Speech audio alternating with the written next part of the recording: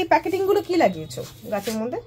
এটাকে গ্রাফটিং করা হয়েছে, মাল্টি গ্রাফটিং, মানে একটা গাছে 5টা কালারের ফুল ফুটবে। এটা বগনভেলিয়া গ্রাফটিং হচ্ছে এটা। আচ্ছা, মানে একটা সাদা হবে, একটাতে লাল হবে, একটাতে হলুদ কালার হবে। কিভাবে হবে এটা? এই যে গ্রাফটিং করে রেখে দিয়েছি, এটা 15 দিন পর এটা খুলবো।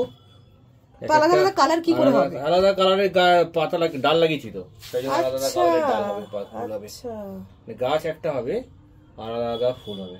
ওই একটা গাছের মধ্যে অন্য গাছের ডালগুলোকে লাগিয়ে গ্রাফটিং করা হচ্ছে, তাই তো? ছোটবেলায় যেগুলো আমরা পড়াশোনা করেছিলাম না, ওই যে গাছের একটা গাছ থেকে আরেকটা গাছে লাগিয়ে সেলোটেপ দিয়ে বেঁধে দিলে যেটা হয়, পড়াশোনা করেছিল না, ওরকম ভাবেই। হ্যাঁ, এগুলো 15 দিন পরে এগুলো খুলে দিলে গাছটা হয়ে যাবে। বাহ, তাহলে এটা 15 দিন পর এসে আবার দেখাতে হবে কিন্তু এটার সাথে অ্যাটাচ করে। চলুন, অনেকে জিজ্ঞাসা করেছিল আমাকে কিভাবে কি পরিচর্যা করা হয়। আজকে সময় সুযোগ দুটোই একসাথে পেয়েছি, তাই একটা ছোট্ট ভিডিও করলাম। তো আই থিঙ্ক অনেকের এটা উপকার হবে।